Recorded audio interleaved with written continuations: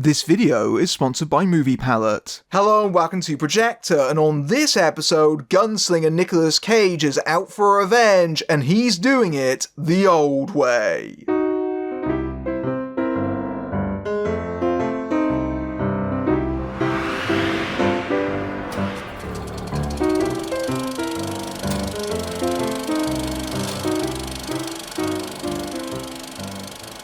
20 years ago, Colton Briggs, played by Nicolas Cage, was the most notoriously cold-blooded gunfighter in the West. But when he married Ruth, played by Carrie Canupe, Colton settled down and became a storekeeper. When Ruth is murdered by outlaw James McAllister, played by Noah LeGros, whose father was killed by Colton when James was a boy, Colton sets out for revenge with his daughter Brooke, played by Ryan Kiera Armstrong, and goes back to his old ways. The Old Way is being billed as Nicolas Cage's first Western, which I suppose is technically true in a traditional sense if you don't count movies like Prisoners of the Ghostland, which is very much a neo-Western in its combination of East and West. That being said, this won't be the only time Cage will be seen in a Western in 2023, as he'll soon be seeing the adaptation of Butcher's Crossing, which premiered last year at some film festivals.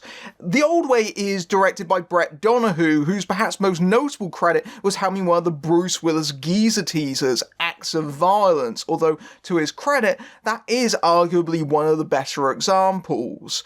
The Old Way did have some minor notoriety about a year ago because it was one of the movies that Hannah Gutierrez-Reed worked on, The Armour for Rust, before she worked on that movie, and there were some minor rumours that she had some falling outs with Cage, although these have been unsubstantiated. Now, full disclosure, I am reviewing this from a screener, but the PR company has no influence over this review, nor do they get to see it before I release it. If you're expecting a lot of Cage rage, you're going to be disappointed. The actor is on fairly subdued form here, as this is a slow burn character piece for the most part. Colton Briggs is first seen in the pre-title sequence, watching over a hanging in a town and sporting what appears to be a very fake looking moustache. But he's not there for the execution, he's just simply biding his time and waiting for the opportunity that of course naturally comes when a gunfight breaks out, and Briggs finds the man that he's looking for,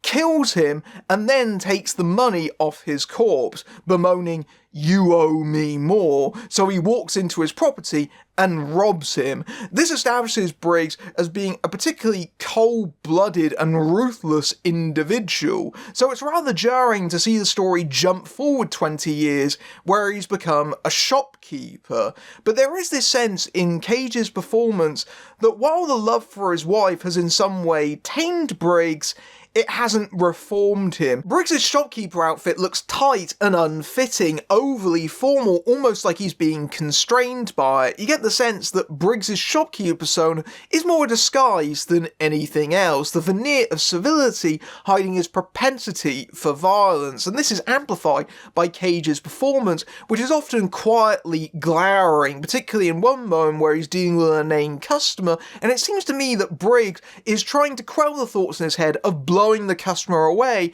right on the spot. So you get the sense of this reformed gunfighter, and this very much evokes the comparison with Unforgiven and Clint Eastwood's William Money. That does appear to be a major model on the Old Way. Again, like in that movie, Briggs loses his wife and then starts to succumb to his old demons and go back to the way he was. But as we spend more time with Briggs, we realise that he isn't truly lawless as he first appears, that he does actually have some kind of code of honour. He's not really a good guy, but he's not an anti-hero either. He's just ambivalent. He's largely self-serving, and I think this is what drew Cage to the character, because he does have a couple of monologues where Briggs espouses worldview and morality, and in those lines, there is hints that Briggs is on some level neurodivergent. He mentions how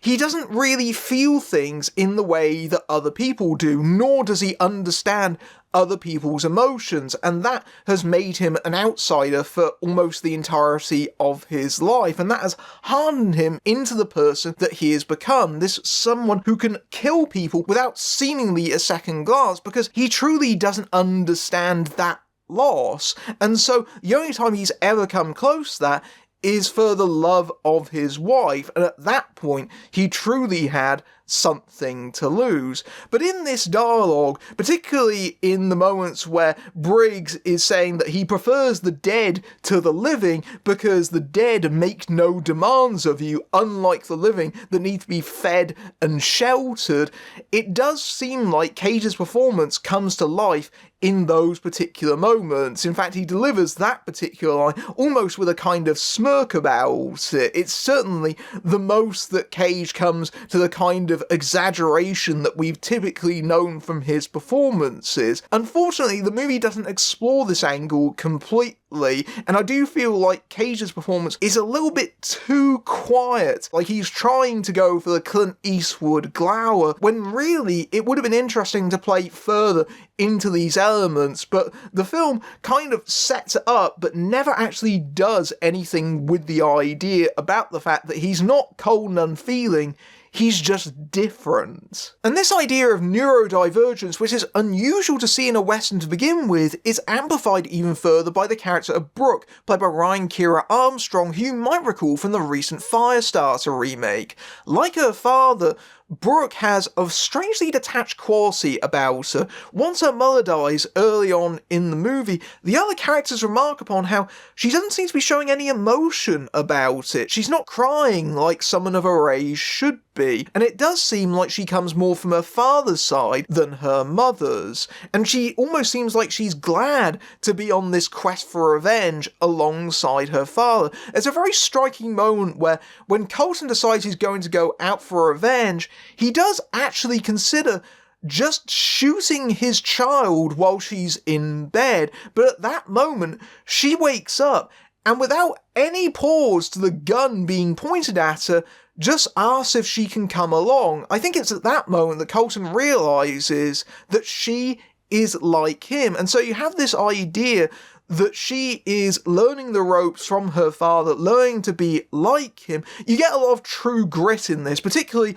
the remake version of it. It evokes Haley Steinfeld's performance in that movie, how she's not really drawn to traditional pursuits for women of that time. She's much more inclined to be a gunslinger alongside her father, that she has this same violent propensity, and you definitely get the sense that Brooke doesn't know how to read other people's emotions in the same way that her father does. So alongside the traditional scenes of being taught how to use a firearm, you also get these moments where Colton is just simply teaching her how to pass, because otherwise the world would be unkind and cruel to her in the same way it was to him. And this is a really interesting father-daughter dynamic that's set up here, but unfortunately it just doesn't quite know what to do with it. That being said though, I think that Armstrong is really impressive for her age in this movie. She runs away with the entire movie. She actually surpasses Cage in portraying this kind of character. She has this really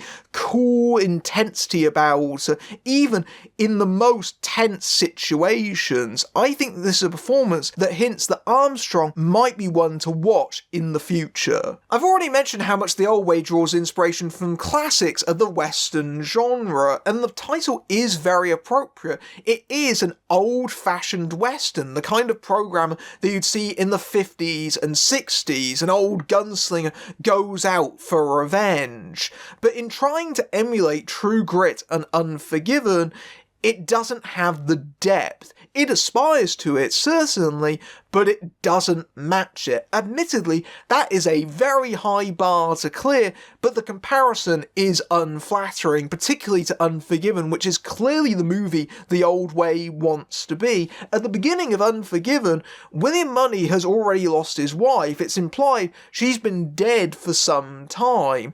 And so, over the course of the story, as he goes back to his gunslinger ways, that's meant to serve as not just a metaphor for his grief, but also his alcoholism, which is what the movie explains as the reason for why he was as violent and brutal as he was in the past. The Old Way doesn't have that. What it's trying to do is configure the story of Unforgiven onto a traditional revenge narrative, like a kind of death wish story. And in order for that to work, you need to have the wife actually be a character in the movie. And this is nothing on Carrie Canupe. I think the performance is perfectly serviceable from her, but on a script level, there is nowhere near enough screen time for this character to justify the narrative of the movie. She and Cage only get one very brief scene at the beginning of this movie, and her character is crucial both to him and the story, because we really don't understand the connection between the two characters, at least not in the way the movie presents it. If Colton really loved Ruth to the extent they would give up his violent ways just for her, and she taught him how to exist in the world, then we need to see that. We need to have scenes of them together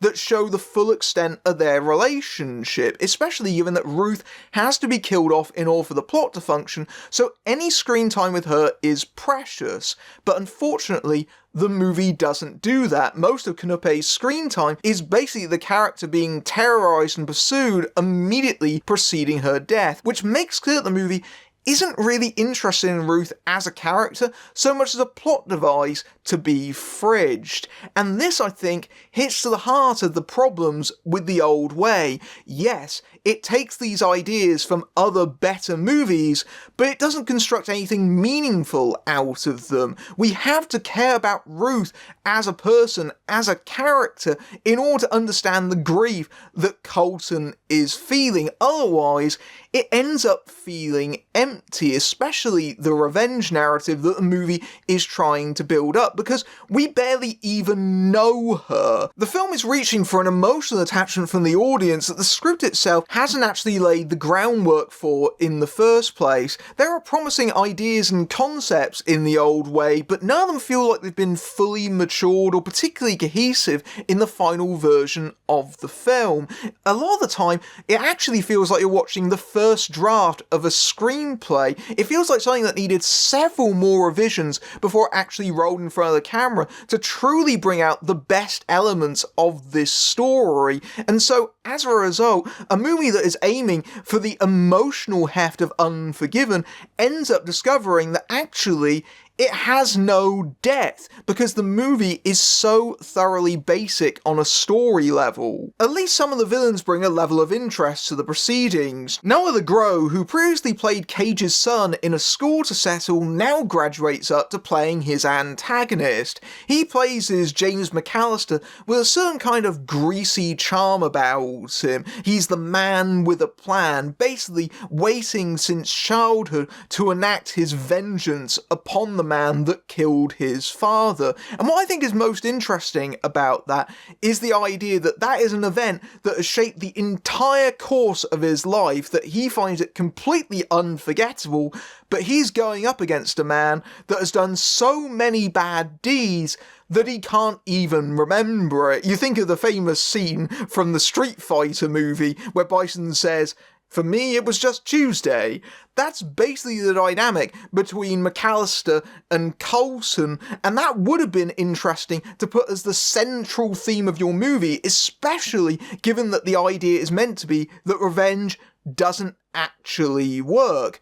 Unfortunately, they arrive at that conclusion near the end of the movie, because that's the only time the characters properly interact, and that again shows that the film has promising concepts but doesn't know how to structure itself to actually bring out the best of its own ideas. I will say though, perhaps the highlight of the movie just in general was having Clint Howard in McAllister's gang. Clint Howard plays a character named Eustace, who basically spends much of the movie hyping up Colton and basically saying that we should get out of here because he's gonna blow us all away. And I forgot how much fun just Clint Howard's presence can be in a movie, because Clint Howard is always Clint Howard. That's what's great about him. He has that kind of squirmy, kind of weaselly presence, and he's so enjoyable in this movie. It's a great example of just putting a random character actor in your film and making it better. Howard hasn't appeared in a lot of modern major movies, and it makes me realise how much they miss someone like him that adds a certain B-movie charm to any material. He certainly outshines all the other actors playing the rest of the gang, including Shiloh Fernandez, just through his sheer screen presence. And clearly the filmmakers were aware of that, because they keep his character around for as long as possible, which is a very wise decision, because I was genuinely worried they were going to unsatisfyingly kill him off about halfway through. On a production level, The Old Way looks mighty fine. The cinematography is fantastic. The filmmakers make great use of their landscape photography throughout, and when you combine that with the score, which has the classic orchestral sweep of the golden age of westerns, it makes you think that you're watching a great western before you realise that actually it's a mediocre one, but these elevate it at least. The big problem though with The Old Way is there isn't that much actually going on in it in terms of action, and that's very disappointing, not least of which because the movie is being promoted as an action film when really it isn't. Like a lot of westerns, most of the big gunfighting comes at the finale at the end of the movie. But unlike those films, The Old Way doesn't really deliver. Most of it is fairly tepid shootouts. And I think this is largely down to the fact they just simply didn't have the budget, although some might want to place the blame on the armourer, and maybe they were being a little bit ginger in that regard. Who knows? Whatever it is, the ending of the movie doesn't really fulfill the promises that The Old Way has been building up about Colton being this great gunfighter. You don't really see all that much evidence of it, unfortunately, and at points they actually have off-screen gun battles. That's how underwhelming the final finish of the movie is. And I have to say the ending does feel somewhat unsatisfying because, again, the movie is trying to go for an emotional finish that the material itself simply does not earn to begin with. The Old Way certainly feels like a throwback. It's a familiar eye through a lot of Western tropes that you've probably seen many times before, but fans of the genre might find it mildly diverting, especially given that it is technically quite well made. Unfortunately, the script itself is often as barren as the desert landscapes, and doesn't really give very much for Nicolas Cage to play. Certain actors do rise above the material, but this is largely a middling and forgettable effort, and I don't think it will take long before it rides out into the sunset of your mind. You've probably seen this swish thing in the background of the entire video. This is a movie palette. It takes the colour tone of an entire movie and turns it into this artwork. So each of these lines represents a scene or sequences from the entire movie. In this case, this is Terminator 2 Judgment Day. And if you would like a movie palette of your own, then you can go to moviepalette.com and use the code FILMBRAIN15 to get 15% off your order. And thanks again to Movie Palette for sponsoring this video. If you like this review and you want to support my work, you can give me a tip at my Ko-fi page, or with YouTube's Super Thanks feature, which is right below the video. Or you can buy some of my merch from my TeePublic page. Or you can write out to my Patreon, where you can see my videos early among other perks, including access to my Discord server, or you can simply like, share and subscribe. Those all help as well. Until next time, I'm Matthew Buck, fading out.